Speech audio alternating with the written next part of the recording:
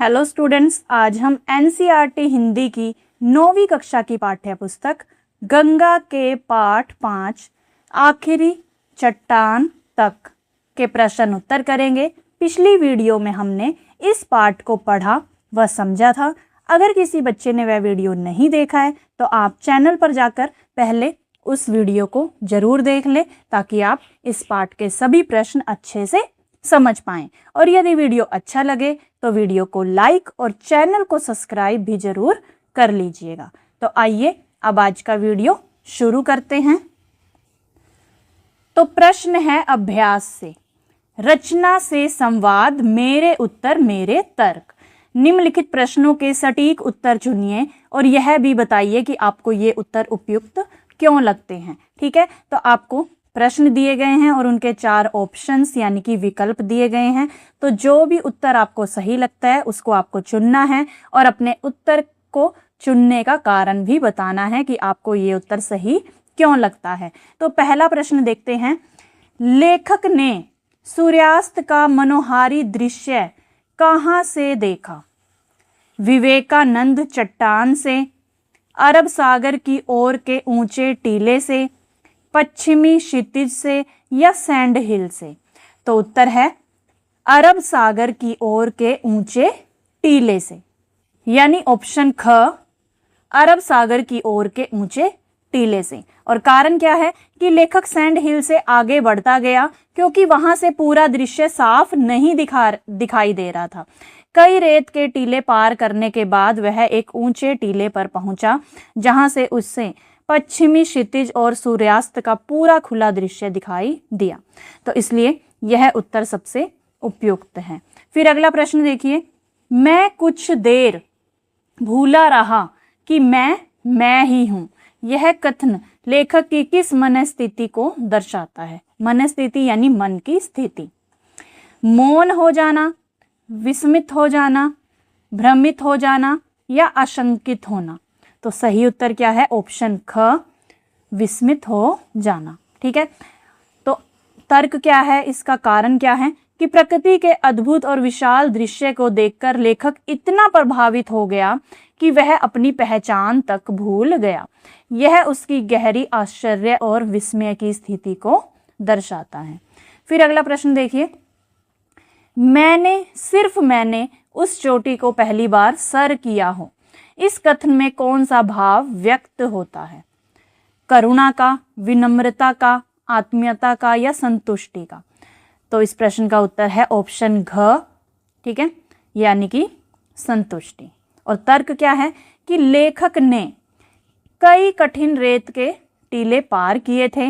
अंत में सुंदर सूर्यास्त का दृश्य देखकर उसे अपनी मेहनत सफल लगी और उसके मन में उपलब्धि तथा संतोष का भाव उत्पन्न हुआ। फिर अगला प्रश्न है। शक्ति का विस्तार, विस्तार की शक्ति वाक्य में वर्णन है। किसका वर्णन है? बलखाती लहरों का, सागर की व्यापकता का, सूर्यास्त के दृश्य का या पश्चिमी क्षितिज का? तो शक्ति का विस्तार, विस्तार की शक्ति वाक्य में वर्णन है किसका? सागर की व्यापकता का, यानी कि ऑप्शन ख। ठीक है, और कारण क्या है इसका? लेखक समुद्र की अपार विशालता, उसकी गहराई और उसकी शक्तिशाली लहरों को महसूस कर रहा था। यह वाक्य समुद्र की व्यापकता और उसकी शक्ति को व्यक्त करता है। फिर अगला प्रश्न है। लेखक की कन्याकुमारी की यात्रा का वर्णन पढ़कर कहा जा सकता है कि यह कन्याकुमारी के मौसम को प्रमुखता से वर्णित करता है। यह यात्रा को जीवंत अनुभूतियों से जोड़ता है। यह केवल यात्रा के रोमांच पर केंद्रित है या इसमें कन्याकुमारी का काल्पनिक वर्णन मिलता है? तो उत्तर है यह यात्रा को जीवंत अनुभूतियों से जोड़ता है, यानी कि ऑप्शन ख। और कारण है लेखक ने केवल स्थानों का वर्णन नहीं किया बल्कि अपनी भावनाएं, डर, रोमांच, आश्चर्य और प्रकृति के अनुभवों को भी बहुत जीवंत रूप में प्रस्तुत किया है। इसलिए यह यात्रा वृत्तांत अनुभूतियों से भरपूर है। अगला प्रश्न है। मेरी समझ मेरे विचार। नीचे दिए गए प्रश्नों पर कक्षा में चर्चा कीजिए और उनके उत्तर लिखिए। तो प्रश्न है, यात्रियों का समूह सूर्यास्त का दृश्य देखने के लिए सैंड हिल की ओर बढ़ता जा रहा था, लेकिन लेखक सैंड हिल पर पहुंचकर कुछ दूर रुकने के बाद दूसरे टीले की ओर बढ़ने लगा। उसके ऐसा करने के पीछे मूल कारण क्या था?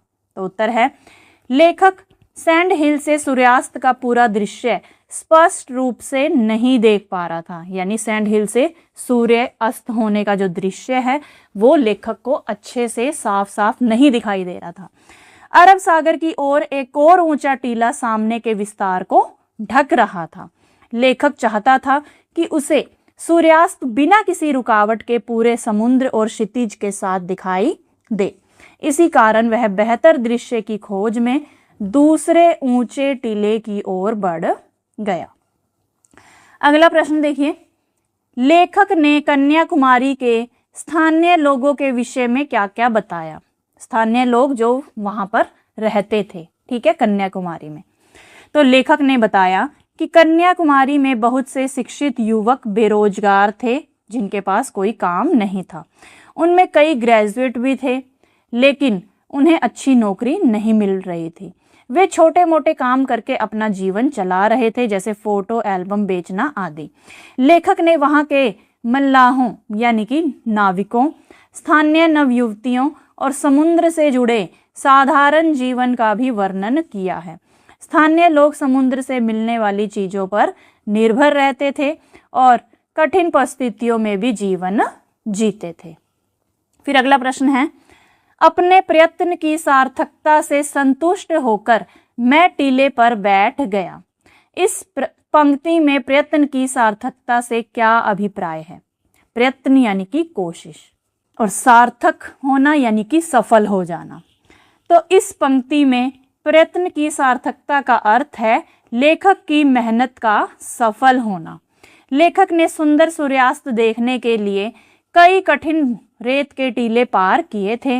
अंततः वह ऐसे स्थान पर पहुंचा जहां से सूर्यास्त का अद्भुत और खुला दृश्य दिखाई दे रहा था। अपनी मेहनत सफल होने पर उसे संतोष और खुशी हुई।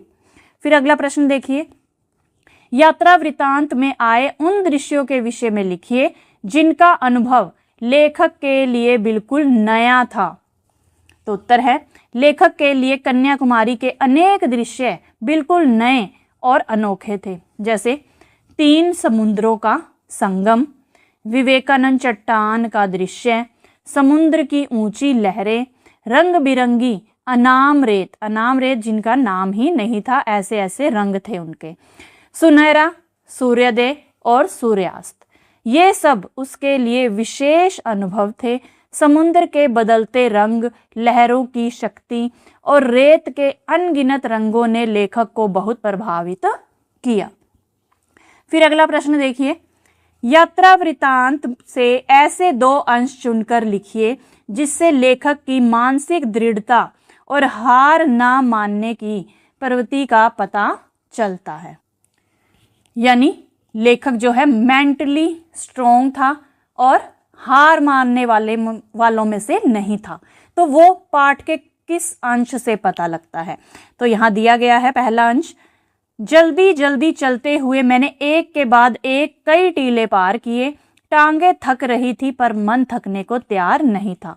तो इस अंश से पता चलता है कि लेखक कठिनाई के बावजूद अपने लक्ष्य तक पहुंचने के लिए लगातार प्रयास करता रहा। और फिर दूसरा अंश है कि मैं चट्टान की नोकों पर पैर रखता किसी तरह उसके ऊपर पहुंच गया। और इस अंश से लेखक की साहस और संकट का सामना करने की क्षमता प्रकट होती है। अगला प्रश्न है विधा से संवाद, यात्रा का वृतांत। मोहन राकेश का आखिरी चट्टान तक यात्रा वृतांत केवल स्थान चित्रण नहीं है, बल्कि इसमें प्रकृति का सजीव रूपांकन, मानव जीवन और समाज की झलक तथा आत्मानुभूति का गहरा समन्वय मिलता है। नीचे यात्रा वृतांत के प्रमुख तत्वों, विशेषताओं को कुछ प्रमुख बिंदुओं के माध्यम से दर्शाया गया है। इन्हें पढ़कर यात्रा वृतांत की रचना प्रक्रिया को समझने का प्रयास कीजिए। अपने किसी यात्रा को इन बिंदुओं के माध्यम से समझाइए। ठीक है, तो कौन कौन से वो बिंदु हैं? सबसे पहले दृश्य वर्णन, जिसमें समुद्र, चट्टानें, लहरों का चित्रण किया गया हो, रंग, आकाश, रेत का जीवंत चित्रण। ठीक है, फिर है आत्मानुभूति व भावनाएं, विस्मय, रोमांच और भय, आत्म संवेदना, अपने अस्तित्व का बोध, प्रकृति से संवाद।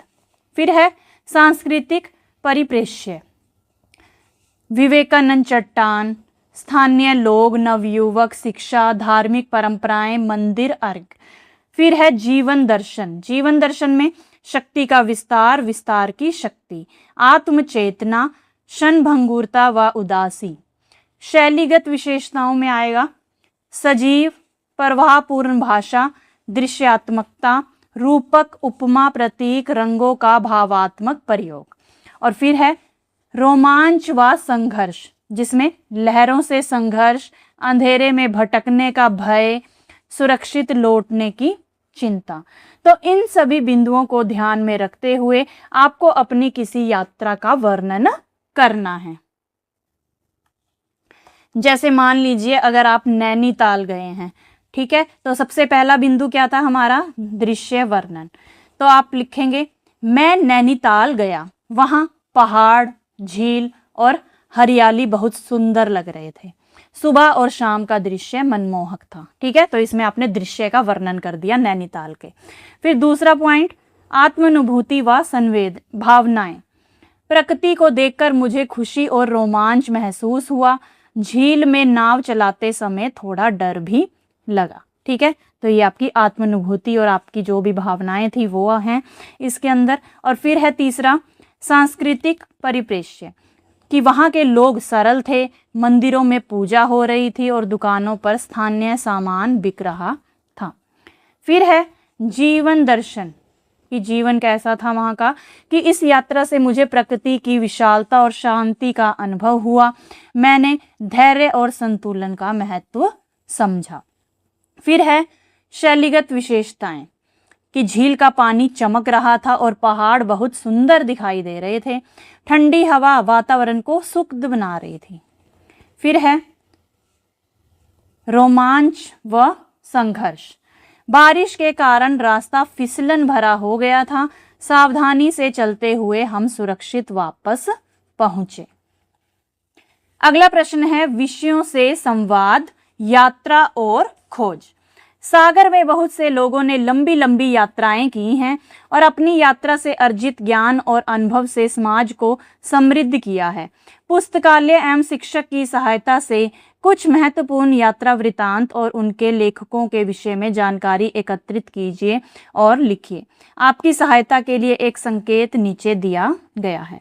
ठीक है, एक उदाहरण आपको दिया गया है। यहाँ पर यात्रा वृतांत लिखना है आपको, यहाँ पर स्थान लिखना है और यहाँ पर रचनाकार जिसने उस यात्रा वृतांत की रचना की है। तो ये उदाहरण आपको आपकी पाठ्य पुस्तक में ही दिया गया है कि यात्रा वृतांत का नाम क्या है, किन्नर देश में, और स्थान कौन सा है वो हिमाचल प्रदेश में स्थित किन्नौर। ठीक है, और रचनाकार हैं उसके राहुल सांकृत्यायन। फिर बाकी के हमें खुद से लिखने हैं।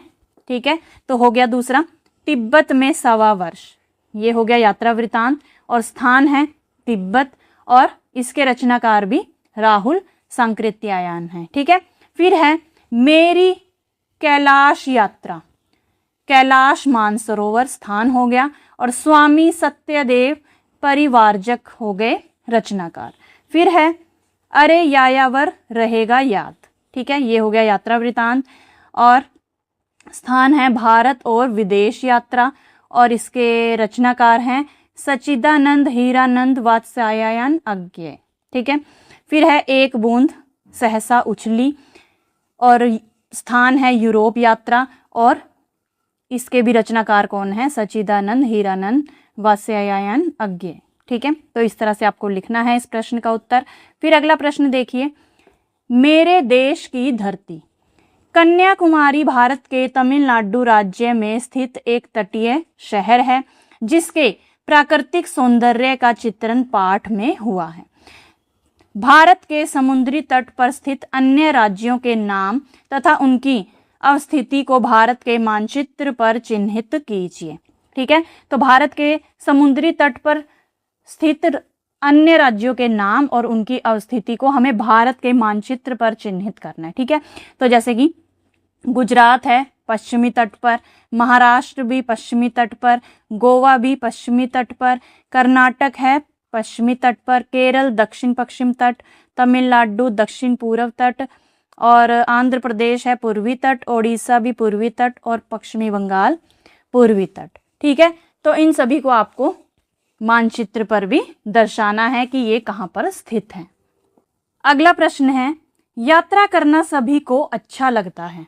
आपके मन में भी कुछ जगहों को देखने की इच्छा अवश्य हुई होगी। अपनी पसंद की उन जगहों की सूची नीचे दिए गए शीर्षकों के अनुसार बनाइए। तो शीर्षक दिया गया है पर्यटन स्थल कि कौन सा पर्यटन स्थल है, राज्य जहां वह स्थित है, कौन से राज्य में वो पर्यटन स्थल स्थित है, पर्वतीय है, समुद्री है, मैदानी है या अन्य क्षेत्र है। ठीक है, जलवायु कैसी है वहाँ की, और घूमने का अनुकूल समय यानी सही समय कौन सा है वहाँ पर। ठीक है, तो इस तरह से आप सूची बनाएंगे। ठीक है, पर्यटन स्थल, फिर राज्य, क्षेत्र, जलवायु, घूमने का अनुकूल समय। तो जैसे पहला हमने लिखा शिमला, तो कौन से राज्य में स्थित है, हिमाचल प्रदेश में, और क्षेत्र कैसा है, वो पर्वतीय पहाड़ है वहाँ पर। ठीक है, जलवायु वहाँ की ठंडी है, और घूमने का सही समय मार्च से जून। फिर अगला है कन्याकुमारी, तमिलनाडु में स्थित है, समुद्री है, ये गर्म व नम जलवायु है, और अक्टूबर से फरवरी घूमने का सही समय। फिर अगला है जयपुर, जयपुर राजस्थान में स्थित है, मैदानी क्षेत्र है ये, और वहाँ की जलवायु गर्म व शुष्क है, और सही समय क्या है घूमने का, नवंबर से फरवरी। फिर है अगला श्रीनगर, श्रीनगर जम्मू और कश्मीर में स्थित है और पर्वतीय है, वहाँ की जलवायु ठंडी है, और अप्रैल से जून का महीना जो है वो बेस्ट होता है वहाँ पर घूमने के लिए। अगला प्रश्न देखिए, कन्याकुमारी की भौगोलिक स्थिति, परिवेश, महत्वपूर्ण पर्यटन स्थल एवं जनजीवन का वर्णन करते हुए बताइए कि वहाँ की स्थिति आपके राज्य अथवा शहर या गांव से किस प्रकार भिन्न है। तो उत्तर है, कन्याकुमारी भारत का दक्षिणी तटीय शहर है। वहाँ अरब सागर, हिंद महासागर और बंगाल की खाड़ी का संगम होता है। वहाँ का वातावरण नम और समुद्री है। सूर्योदय और सूर्यास्त का दृश्य बहुत प्रसिद्ध है वहाँ पर, और वहाँ विवेकानंद रॉक मेमोरियल और मंदिर प्रमुख पर्यटन स्थल हैं। और आपके शहर में, अगर आप दिल्ली में रहते हैं, तो मेरे शहर नई दिल्ली में समुद्र नहीं है। यहाँ गर्मियों में बहुत गर्मी और सर्दियों में ठंड पड़ती है। कन्याकुमारी की तुलना में यहाँ अधिक भीड़, यातायात और शहरी जीवन है। फिर अगला प्रश्न देखिए, इस यात्रा वृतांत में कन्याकुमारी में स्थित चट्टान को आखिरी चट्टान कहा गया है। पुस्तकालय या अन्य स्रोतों तथा समाज विज्ञान के अपने शिक्षक से बातचीत करके पता लगाइए कि वर्तमान समय में भारत का अंतिम छोर यानी दक्षिणतम बिंदु किसे माना जाता है, उस स्थान के विषय में लिखिए। तो उत्तर है, वर्तमान समय में भारत का दक्षिणतम बिंदु इंदिरा पॉइंट माना जाता है। यह ग्रेट निकोबार द्वीप में स्थित है। पहले कन्याकुमारी को भारत का अंतिम छोर माना जाता था, लेकिन अब इंदिरा पॉइंट भारत का सबसे दक्षिणी स्थान है।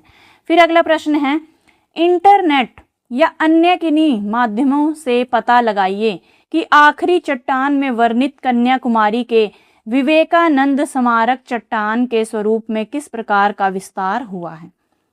संकेत दिया गया है तिरुवल्लुवर की प्रतिमा इत्यादि। तो उत्तर है, विवेकानंद रॉक मेमोरियल के पास अब तिरुवल्लुवर प्रतिमा स्थापित की गई है। यह तमिल कवि तिरुवल्लुवर की विशाल प्रतिमा है। इससे कन्याकुमारी का पर्यटन और सांस्कृतिक महत्व और बढ़ गया है। अगला प्रश्न है, हस्तशिल्प कौशल यानी हाथ से बनाई जाने वाली वस्तुओं की कला। दो स्थानीय नवयुवतियां उन्हें अपनी टोकरियों से शंख मालाएं दिखला रही थीं। उपयुक्त पंक्ति में यानी ऊपर दी गई इस पंक्ति में स्थानीय युवतियों द्वारा यात्रियों को दिखाए जाने वाली शंख मालाओं का उल्लेख है, यानी शंख मालाओं के बारे में बताया गया है। यह भारतीय हस्तकला उद्योग के एक पारंपरिक रूप को दर्शाता है, जहां स्थानीय कारीगर घरेलू स्तर पर उत्पाद बनाते और बेचते हैं। शिक्षक की सहायता से हस्तकला और कुटीर उद्योग के विषय में जानकारी एकत्रित कीजिए। जैसे किसी भी स्थानीय शिल्पकार से बात करके निम्नलिखित बिंदुओं पर जानकारी संग्रहित कीजिए। यह कार्य 2-2 के जोड़े में कीजिए।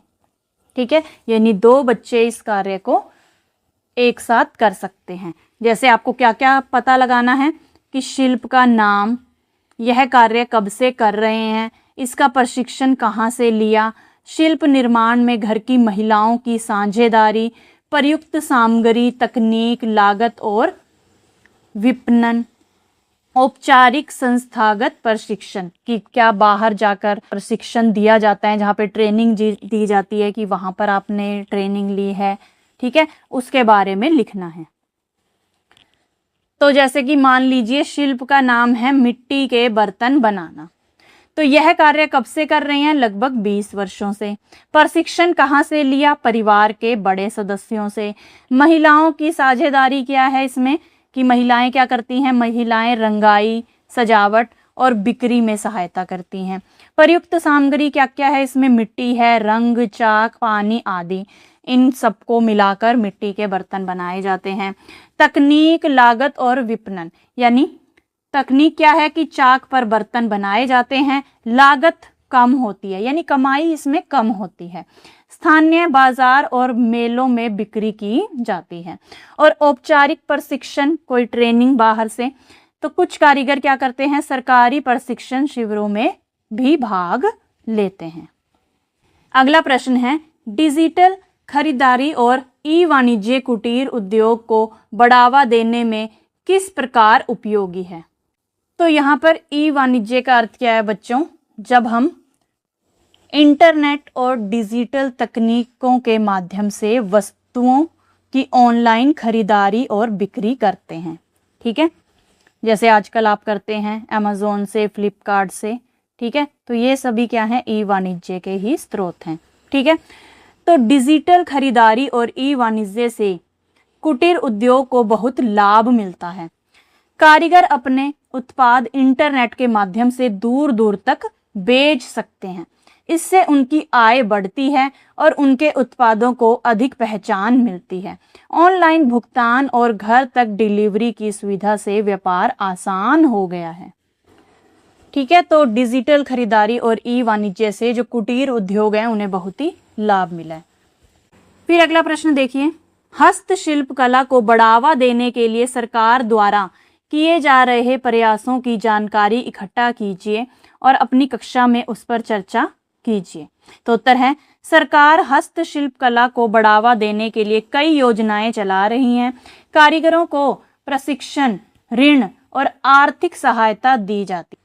प्रशिक्षण यानी कि उन्हें ट्रेनिंग दी जाती है, ऋण यानी उन्हें उधार दिया जाता है, एक तरह से कर्जा दिया जाता है, और आर्थिक सहायता यानी पैसे से उनकी सहायता की जाती है। हस्तशिल्प मेलों और प्रदर्शनियों का आयोजन किया जाता है ताकि कारीगर अपने उत्पाद बेच सकें। और सरकार ऑनलाइन प्लेटफॉर्म और वोकल फॉर लोकल अभियान के माध्यम से भी हस्तशिल्प को प्रोत्साहित कर रही है। तो वोकल फॉर लोकल का अर्थ क्या है कि सरकार द्वारा ये अभियान जो है चलाया गया है, जिसका अर्थ है स्थानीय उत्पादों को यानी लोकल उत्पादों को ना केवल खरीदना बल्कि उनका गर्व से प्रचार प्रसार करना, या अपने आसपास या देश में निर्मित वस्तुओं को प्राथमिकता देना कि उन्हें पहले रखना, बाहर की वस्तुओं को बाद में यूज करना, पहले अपने देश की वस्तुओं को प्राथमिकता देना। अगला प्रश्न है, मिलकर चलें। आपकी कक्षा में कुछ विशेष आवश्यकता वाले साथी भी होंगे जिन्हें अपने दैनिक जीवन में अनेक तरह की समस्याओं से जूझना पड़ता होगा। ऐसे साथियों को अगर किसी यात्रा पर जाना हो तो उनके समक्ष यानी उनके सामने किस प्रकार की चुनौतियां आ सकती हैं? तो उत्तर है, विशेष आवश्यकता वाले साथियों को यात्रा के दौरान चलने फिरने, सीढ़ियां चढ़ने, वाहन में बैठने तथा भीड़ में आने जाने में कठिनाई हो सकती है। दृष्टिबाधित यानी जो देख नहीं सकते, या श्रवण बाधित जो सुन नहीं सकते विद्यार्थियों को रास्ता समझने और जानकारी प्राप्त करने में समस्या हो सकती है। लंबे सफर में थकान और असुविधा भी हो सकती है। फिर अगला प्रश्न है, उनकी विशिष्ट आवश्यकताओं को ध्यान में रखकर कुछ ऐसे सुझाव दीजिए जो उनकी यात्रा को सहज बनाने में, आसान बनाने में उपयोगी हों। तो यात्रा को सहज बनाने के सुझाव क्या हैं कि यात्रा स्थल पर रैंप और व्हील चेयर की व्यवस्था हो, साथ में सहायक शिक्षक या मित्र हो, यात्रा की जानकारी सरल भाषा में दी जाए, आवश्यक दवाइयाँ और प्राथमिक उपचार साथ रखें, भीड़ भाड़ वाले स्थानों से बचें और सुरक्षित वाहन का उपयोग करें। यात्रा के दौरान पर्याप्त आराम और पानी की व्यवस्था हो ताकि उनकी जो यात्रा है अच्छे से हो सके।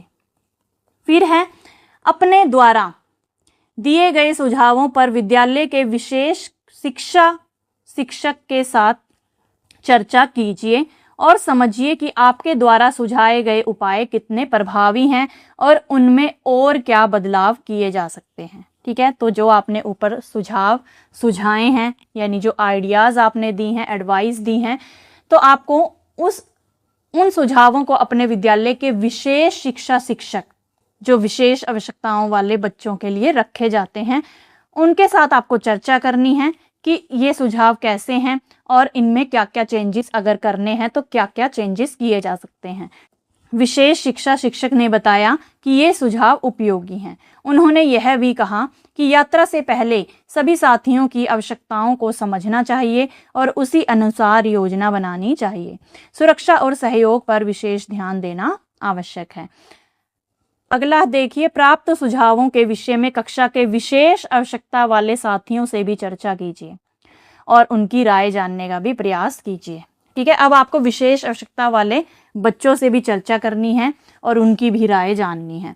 तो विशेष आवश्यकता वाले साथियों की राय क्या है कि विशेष आवश्यकता वाले साथियों ने बताया कि यदि उन्हें सहयोग, सुरक्षित वातावरण और उचित सुविधाएं मिलें तो वे भी यात्रा का आनंद ले सकते हैं। उन्होंने कहा कि मित्रों का सहयोग और समझदारी उनके आत्मविश्वास को बढ़ाती है।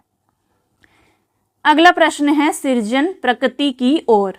क्या आपने कभी सूर्योदय और सूर्यास्त के समय का दृश्य देखा है? अगर नहीं तो एक दिन सुबह जल्दी उठकर उगते सूरज की लालिमा को देखिए और अस्त होते सूर्य के साथ शाम का भी आनंद लीजिए। अब इन दोनों दृश्यों की तुलना करते हुए अपने अनुभव का वर्णन कीजिए। तो मैंने एक दिन सुबह सूर्योदय और शाम को सूर्यास्त का सुंदर दृश्य देखा। सुबह के समय आकाश हल्के लाल और सुनहरे रंग से भर गया था। ठंडी हवा चल रही थी और चारों ओर शांति थी। उगता हुआ सूर्य धीरे धीरे आकाश में ऊपर आ रहा था। उस समय वातावरण में ताजगी और नई शुरुआत का अनुभव हो रहा था। ठीक है, तो ये तो हो गया सूर्योदय यानी जब सूर्य उदय होता है, निकलता है, उस समय का वर्णन। ठीक है, अब शाम के समय सूर्यास्त का दृश्य जब सूरज छिप जाता है का दृश्य भी बहुत मनमोहक था। डूबते हुए सूर्य की लालिमा पूरे आकाश में फैल गई थी। पक्षी अपने घोंसलों की ओर लौट रहे थे और वातावरण शांत होता जा रहा था। सूर्य धीरे धीरे क्षितिज के पीछे छिप गया। सूर्योदय आशा यानी जब सूरज निकलता है यानी सुबह होती है तो सूर्योदय आशा, उत्साह और नए दिन का संदेश देता है, जबकि सूर्यास्त शांति, विश्राम और दिन के अंत का अनुभव कराता है। दोनों दृश्य प्रकृति की सुंदरता को दर्शाते हैं और मन को आनंद से भर देते हैं। अगला प्रश्न है, अनुभव की साझेदारी। विधा से संवाद के अंतर्गत आपने दिए गए बिंदुओं के माध्यम से यात्रा वृतांत के प्रमुख तत्वों के विषय में जाना और समझा। इन तत्वों को ध्यान में रखकर आप भी अपने घूमे हुए किसी प्रिय स्थान के अनुभवों पर एक यात्रा संस्मरण लिखिए। तो मेरा यात्रा संस्मरण, जैसे मान लीजिए अगर आपने शिमला की यात्रा की है तो उसके बारे में आप लिखेंगे यहाँ पर। ठीक है, गर्मी की छुट्टियों में मैं अपने परिवार के साथ शिमला घूमने गया। वहां पहुंचते ही ठंडी हवा और ऊंचे ऊंचे पहाड़ देखकर मन प्रसन्न हो गया, खुश हो गया। चारों ओर हरियाली फैली हुई थी। सुबह के समय बादल पहाड़ों को ढक लेते थे और ऐसा लगता था जैसे प्रकृति ने सफेद चादर ओढ़ ली हो। हम लोग मॉल रोड और रिज मैदान देखने गए। वहां बहुत भीड़ थी, फिर भी वातावरण शांत और सुंदर लग रहा था। शाम के समय डूबते सूर्य की लालिमा पहाड़ों पर पड़ रही थी, जिससे पूरा दृश्य सुनहरा दिखाई दे रहा था। यात्रा के दौरान मुझे पहाड़ों की ऊंचाई देखकर रोमांच भी हुआ और घुमावदार रास्तों पर चलते समय थोड़ा डर भी लगा, लेकिन प्रकृति की सुंदरता ने सारी थकान दूर कर दी। वहाँ के लोग बहुत सरल और सहयोगी थे। इस यात्रा से मुझे प्रकृति के महत्व और उसकी सुंदरता का अनुभव हुआ। शिमला की यह यात्रा मेरे जीवन की यादगार यात्राओं में से एक है। अगला प्रश्न है चर्चा परिचर्चा। यात्राएं हमें समृद्ध करती हैं विषय पर कक्षा में एक परिचर्चा आयोजित कीजिए। तो यहाँ पर यात्राएं हमें समृद्ध करती हैं, यानी कि यात्राओं से हम बहुत कुछ सीखते हैं, अनुभव करते हैं। एक लहर मेरे पैरों को भिगो गई तो सहसा मुझे खतरे का एहसास हुआ। यात्रा के दौरान कई बार ऐसी अप्रत्याशित चुनौतियां सामने आ जाती हैं। अप्रत्याशित यानी जिसकी हम कल्पना भी नहीं करते। ऐसी किसी स्थिति का सामना करने के लिए व्यक्ति में किन गुणों का होना आवश्यक है? अपने सहपाठियों के साथ मिलकर इस विषय पर चर्चा कीजिए। यदि आपके पास भी कोई ऐसा अनुभव हो तो उसे अपने सहपाठियों के साथ साझा कीजिए। ठीक है। उत्तर है यात्राएं हमें समृद्ध करती हैं, परिचर्चा यानी डिस्कशन करना। ठीक है। यात्राएं हमें नए स्थानों, लोगों और संस्कृतियों के बारे में जानने का अवसर देती है। यात्रा से हमारा ज्ञान बढ़ता है और हमें नए अनुभव प्राप्त होते हैं। हम प्रकृति की सुंदरता को करीब से देख पाते हैं तथा विभिन्न रीति रिवाजों और जीवन शैलियों को समझते हैं। यात्राएं हमें आत्मनिर्भर, साहसी और समझदार बनाती हैं। यात्रा के दौरान कई बार अचानक कठिन परिस्थितियां भी आ जाती हैं। ऐसी स्थिति का सामना करने के लिए व्यक्ति में साहस, धैर्य, सतर्कता, आत्मविश्वास और सही निर्णय लेने की क्षमता होनी चाहिए। घबराने की बजाय शांत रहकर समझदारी से काम लेना आवश्यक है। एक बार यात्रा के दौरान तेज बारिश शुरू हो गई थी और रास्ता फिसलन भरा हो गया था। हम सबने सावधानी से चलते हुए सुरक्षित स्थान पर पहुंचने का प्रयास किया। इस अनुभव से मुझे धैर्य और सतर्कता का महत्व समझ में आया। अगला प्रश्न है भाषा से संवाद, व्याकरण की बात। क्रिया विशेषण की पहचान और रेखांकन। समुद्र में पानी बढ़ रहा था। तट की चौड़ाई धीरे धीरे कम होती जा रही थी। उपर्युक्त वाक्य में रेखांकित पद धीरे धीरे, ठीक है, रेखांकित यानी जिसके नीचे लाइन खींची गई है, यानी अंडरलाइन किया गया है। तो धीरे धीरे कम होना क्रिया की विशेषता बता रहा है। यहाँ कम होने की क्रिया धीमी गति से हो रही है। जिस प्रकार संज्ञा या सर्वनाम की विशेषता बताने वाले शब्द विशेषण कहलाते हैं, उसी प्रकार क्रिया की विशेषता बताने वाले शब्द क्रिया विशेषण कहलाते हैं। इस वाक्य में धीरे धीरे पद व्याकरणिक दृष्टि से क्रिया विशेषण है। ठीक है। तो ये ध्यान दीजिए कि जैसे संज्ञा या सर्वनाम की विशेषता बताने वाले शब्द को हम विशेषण कहते हैं, उसी प्रकार क्रिया यानी कोई भी काम की कोई भी क्रिया हो रही है, उस क्रिया की विशेषता बताने वाले शब्द क्रिया विशेषण कहलाते हैं। ठीक है। तो इस वाक्य में जो ऊपर दिया गया है हमें ये वाला, तो इस वाक्य में धीरे धीरे शब्द जो है वो व्याकरणिक दृष्टि से क्रिया विशेषण है। नीचे दिए गए वाक्यों को ध्यान पूर्वक पढ़कर उनमें क्रिया विशेषण पदों की पहचान कीजिए तथा दिए गए उदाहरण के अनुसार लिखिए। तो यहाँ पर हमें वाक्य दिया गए हैं। वाक्य है बलखाती लहरें रास्ते की नुकीली चट्टानों से कटती हुई आती थीं। फिर है यात्रियों की कितनी ही टोलियां उस दिशा में जा रही थी। और अगला वाक्य है मैं देर तक भारत के स्थल भाग की आखिरी चट्टान को देखता रहा।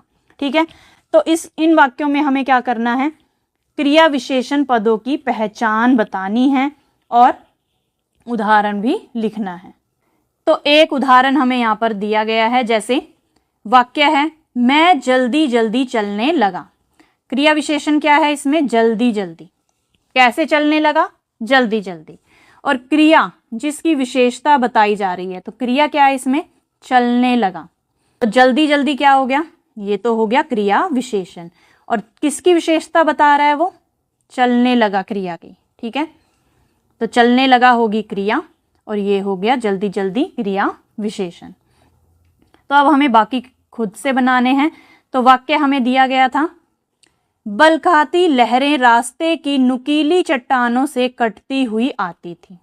तो इसमें क्रिया विशेषण क्या है, बलखाती। ठीक है, क्रिया विशेषण क्या हो गया, बलखाती। और इसमें क्रिया क्या है जिसकी विशेषता जो है वो बताई जा रही है, तो वो है आती थी। ठीक है, तो बलखाती हो गया क्रिया विशेषण और आती थी क्रिया। कि लहरें कैसे आती थी, बलखाती हुई। ठीक है, फिर अगला वाक्य था, यात्रियों की कितनी ही टोलियां उस दिशा में जा रही थी। तो क्रिया विशेषण है उस दिशा में, और क्रिया जिसकी विशेषता बताई जा रही है जा रही थी, तो उस दिशा में हो गया हमारा क्रिया विशेषण और जा रही थी हो गया हमारी क्रिया। ठीक है, फिर है मैं देर तक भारत के स्थल भाग की आखिरी चट्टान को देखता रहा। तो क्रिया विशेषण है इसमें देर तक और क्रिया क्या है, देखता रहा। तो देर तक तो हो गया इसमें, ये हो गया क्रिया विशेषण की क्रिया कैसे हुई है। ठीक है, और देखता रहा होगी क्रिया कि वह कैसे देखता रहा, देर तक देखता रहा। ठीक है, अगला प्रश्न है, आओ नए वाक्य बनाएं। पाठ से चुनकर कुछ वाक्य नीचे तालिका में दिए गए हैं। इन वाक्यों में रेखांकित शब्दों का अर्थ बताते हुए उनसे नए वाक्य बनाइए। तो पहला है, तीनों तरफ से क्षितिज तक पानी पानी था। फिर दूसरा, पीछे दाईं तरफ दूर दूर हटकर नारियलों के झुरमुट नजर आ रहे थे।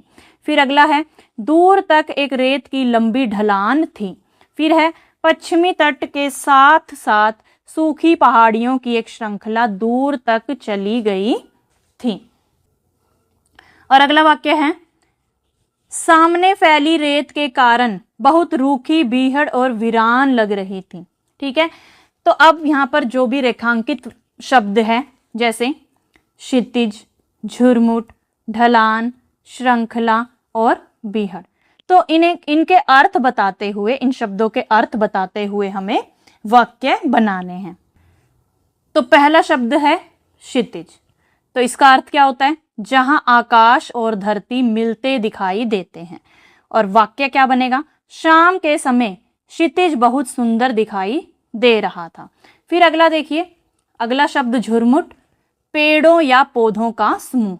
ठीक है, झुरमुट का अर्थ क्या होता है, पेड़ों या पौधों का समूह। और वाक्य क्या बनेगा, बगीचे में पेड़ों का झुरमुट बहुत घना था। अगला शब्द है ढलान, जिसका अर्थ है नीचे की ओर झुका हुआ भाग। बच्चे पहाड़ी की ढलान पर खेल रहे थे। तो ये हो गया वाक्य। फिर अगला शब्द है श्रृंखला, जिसका अर्थ होता है एक के बाद एक जुड़ी हुई वस्तुएं। ठीक है, यानी चेन। इसका वाक्य बनेगा, पहाड़ों की श्रृंखला दूर तक फैली हुई थी। फिर अगला शब्द है बीहड़, जिसका अर्थ होता है उबड़ खाबड़ और कठिन स्थान। तो वाक्य क्या बनेगा, बीहड़ रास्ते पर चलना कठिन था। अगला प्रश्न है गतिविधियां। कल्पना कीजिए कि आप अपने परिवार के साथ कहीं घूमने गए हैं। वहां आपकी भेंट एक ऐसे यात्री से होती है जिसे आपकी सहायता की आवश्यकता है, लेकिन आप दोनों एक दूसरे की भाषा से अपरिचित हैं। ऐसे में उस अनजान यात्री की सहायता आप कैसे करेंगे? तो उत्तर है, यदि मुझे किसी ऐसे यात्री की सहायता करनी पड़े जिसकी भाषा मैं नहीं समझता, तो मैं इशारों, चित्रों और नक्शे की सहायता से उससे बात करने की कोशिश करूँगा। मोबाइल के अनुवाद ऐप का उपयोग भी कर सकता हूँ कि उसकी भाषा को समझने के लिए मैं मोबाइल में अनुवाद ऐप, जिससे ट्रांसलेट हो सके उसकी भाषा, तो उसका प्रयोग कर सकता हूँ। यदि उसे रास्ता, होटल या किसी स्थान की जानकारी चाहिए होगी तो मैं उसे सही दिशा दिखाने का प्रयास करूँगा। आवश्यकता पड़ने पर आसपास के लोगों या पुलिस की सहायता भी लूँगा। इस प्रकार भाषा अलग होने पर भी हम मानवता और सहयोग की भावना से उसकी मदद कर सकते हैं।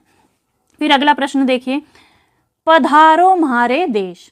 अपने क्षेत्र के महत्वपूर्ण पर्यटन स्थलों की एक सूची बनाइए और उनकी विशेषताओं को ध्यान में रखकर एक विवरणिका यानी ब्रोशर तैयार कीजिए। पधारो म्हारे देश यानी कि अपने देश में वेलकम करना अतिथि का, ठीक है।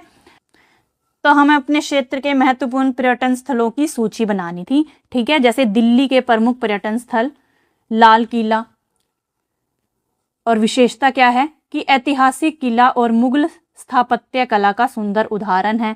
फिर दूसरा है कुतुब मीनार, विश्व प्रसिद्ध ऊंची मीनार और यूनेस्को विश्व धरोहर स्थल है, ये इसकी विशेषता होगी। इंडिया गेट, इंडिया गेट की विशेषता क्या है कि शहीद सैनिकों की स्मृति में बना प्रसिद्ध स्मारक। अक्षरधाम मंदिर भव्य मंदिर है और भारतीय संस्कृति का केंद्र है। लोटस टेम्पल कमल के आकार का शांत और सुंदर मंदिर। और विशेष आकर्षण क्या है कि दिल्ली ऐतिहासिक धरोहर, आधुनिक संस्कृति, स्वादिष्ट भोजन और विविध परंपराओं का संगम है। यहाँ देश विदेश से बहुत से पर्यटक घूमने आते हैं। अगला प्रश्न है भाषा संगम। ऊंची ऊंची लहरों से बचाते हुए मल्लाह नाव को ला रहे थे। नाव शब्द के लिए संविधान की 8वीं अनुसूची में सम्मिलित कुछ भारतीय भाषाओं में प्रयुक्त शब्दों की सूची आगे दी गई है, ठीक है। तो नाव को अलग अलग भाषाओं में क्या कहा जाता है, वो सभी नाम यहाँ पर हमें दिए गए हैं। जैसे हिंदी में नाव ही कहते हैं, संस्कृत में नो या नौका कहते हैं, पंजाबी में बेड़ी कहते हैं, ठीक है। तो जितनी भी भाषाओं में यहाँ पर नाव के नाम दिए गए हैं, इन्हें आपको पढ़ना है, ठीक है। और फिर आपको बताना है कि इनके अतिरिक्त यदि आप नाव शब्द को किसी और भाषा में भी जानते हैं तो उस भाषा में भी लिखिए। जैसे अंग्रेजी में बोट कहते हैं, भोजपुरी भाषा में नाव कहते हैं। फिर है उपयुक्त वाक्य को अपनी मातृभाषा में भी लिखिए। तो हिंदी में तो हमें ये वाक्य दिया गया है कि ऊंची ऊंची लहरों से बचाते हुए मल्लाह नाव को ला रहे थे। तो अगर आपकी मातृभाषा अंग्रेजी है तो आप अंग्रेजी में क्या लिखेंगे इस वाक्य को? The boatman were bringing the boat safely through the high waves. अगला प्रश्न है झरोके से। आपने आखिरी चट्टान तक रचना पढ़ी जो दक्षिण भारत की यात्रा पर आधारित है। आइए अब पढ़ते हैं हिंदी के प्रसिद्ध रचनाकार निर्मल वर्मा का कुंभ मेले पर आधारित यात्रा वृतांत का एक अंश। प्रयाग 1976, ठीक है। तो प्रयाग की बात हो रही है यहाँ पर। मुंह अंधेरी सीटी सुनाई दी, घनी नींद में सुराख बनाती हुई। एक क्षण पता नहीं चलता मैं कहाँ हूँ, किस जगह हूँ, कौन सा समय है। आंखें खुलती हैं तो ढेस सा अंधेरा गटगट पीने लगती है, जैसे मुंह की प्यास आंखें बुझा रही हैं। याद आता है मेरे नीचे मेरा स्लीपिंग बैग है, मेरी यात्राओं और यातनाओं को ढोता हुआ। मैं जाग गया हूँ लेकिन मेरी समुच्ची देह गरमाई के घेरे में सो रही है। कुछ देर बाद आंखें अंधेरे में टोहती हुई एक एक चीज पर ठहर जाती है। किताब, तिपाई, लालटेन, फुसका, अधखुला दरवाजा, हवा में सरसराती छत, बाहर एक फुसफुसाता हुआ शोर है, रेंगती हुई आवाजों का रेला, जैसे हजारों पैर रेत को थपथपाते हुए चल रहे हैं। मैं हड़बड़ाकर अपना स्लीपिंग बैग समेटता हूँ, हाथों में रेत, मिट्टी, फूस के पत्तों को ठेलता हुआ दरवाजा खोलता हूँ तो ठिठका सा रह जाता। चांद दिखाई देता है, पूर्णिमा का पूरा चांद इलाहाबाद के किले पर ऊँघता हुआ। पिछली रात उसे गंगा के भीतर देखा था, एक सफेद परछाई, एक झिलमिला सा स्वप्न। अब समुच्ची रात की यात्रा में थका हुआ वह किले के माथे पर चिपका था, एक गोल सफेद मुरझाई बिंदी जिसे सिर्फ एक उंगली से पहुंचा जा सकता था। आप जाग गए। सच्चे महाराज का चौकीदार मुझे देखकर कुछ हैरान सा हो जाता है। दरअसल जब से मैं आया हूँ वह मुझ पर हैरान है। वह 19-20 वर्ष का युवक जो शायद बचपन में ही आश्रम में बस गया था। मैं जहाँ कहीं भी होता हूँ वह अपनी फैली फटी फटी आंखों से मुझे निहारता है। मैं क्या हूँ यह वह नहीं समझ पाता। ना मैं तीर्थयात्री लगता हूँ न कल्पवासी। मैं उसे आधा हिप्पी आधा जिप्पी सा दिखाई देता हूँगा, जो अपने पाप पुण्यों को एक डफल बैग में समेट कर कुंभ मेले में भटकता है। आप भी संगम जाएंगे? उसने संदेह से मेरी ओर देखा। हाँ, इसलिए आया हूँ, मैंने कहा। यह सीटी कौन बजा रहा है? पुलिस, उसने कहा। यात्रियों को रास्ता दिखाना पड़ता है, बेचारे अंधेरे में भटक जाते हैं। दबी ठिठुरती आवाजें, भजन की कुछ पंक्तियां, ठंडी रेत और भूरी चांदनी पर उठती है किसी बूढ़े स्नानार्थी का कांपता स्वर, हवा में बहुत दूर तक रिरियाता रहता है। मैं पंप को ढूंढता हुआ आश्रम का चक्कर लगाता हूँ। लगता है सब सो रहे हैं। हवा में खाली झोपड़ों के दरवाजे सरसराते हैं, खुलते हैं, बंद हो जाते हैं। सब कुटियों से अलग सच्चे महाराज की यज्ञशाला दिखाई देती है। पीले फूल के मंडप, एक छत पर दूसरी छत, जैसे कोई जापानी पैगोडा चांदनी में चमक रहा हो। कुंभ मेले के वृतांत का यह अंश आपको रोचक लगा। अब इस यात्रा वृतांत को इंटरनेट पुस्तकालय से ढूंढकर पूरा पढ़िए। ठीक है, तो आपको इस यात्रा वृतांत को इंटरनेट या पुस्तकालय की सहायता से पूरा पढ़ना है। ये आधा दिया गया है, बाकी का आपको इंटरनेट की सहायता से पढ़ना है। फिर अगला प्रश्न है खोजबीन। इस यात्रा वृतांत में उल्लिखित आखिरी चट्टान को विवेकानंद चट्टान के नाम से भी जाना जाता है। युवाओं के लिए प्रेरणा स्रोत के रूप में विवेकानंद के जन्म दिवस यानी 12 जनवरी को भारत में राष्ट्रीय युवा दिवस और राष्ट्रीय युवा सप्ताह के रूप में मनाया जाता है। राष्ट्रीय युवा सप्ताह के एक हिस्से के रूप में भारत सरकार द्वारा प्रत्येक वर्ष राष्ट्रीय युवा महोत्सव का आयोजन किया जाता है। प्रत्येक वर्ष यानी कि हर साल। विवेकानंद के जीवन, लेखन और सामाजिक कार्यों के विषय में पुस्तकालय और इंटरनेट से खोजकर पढ़िए और कक्षा में चर्चा कीजिए। कुछ लिंक नीचे दिए गए हैं। ठीक है, तो स्वामी विवेकानंद युवाओं के लिए सच्चे आदर्श और मार्गदर्शक, तो यहाँ पर लिंक दिया गया है। ठीक है, स्वामी विवेकानंद आध्यात्मिक वैज्ञानिक, प्रेस सूचना ब्यूरो, भारत सरकार। ठीक है, तो ये जो आपको दोनों लिंक दिए गए हैं, इस लिंक पर जाकर आप विवेकानंद जी के बारे में पढ़ सकते हैं, उनके जीवन, उनके लेखन और उनके सामाजिक कार्यों के विषय में और अधिक जानकारी जो है प्राप्त कर सकते हैं। ठीक है, तो ये दोनों प्रश्न आपको खुद से करने हैं। तो बच्चों, ये थे पाठ 5 आखिरी चट्टान तक के प्रश्न उत्तर। आशा करती हूँ आपको सभी प्रश्न अच्छे से समझ में आए होंगे। मिलते हैं अगली वीडियो में, तब तक के लिए नमस्कार।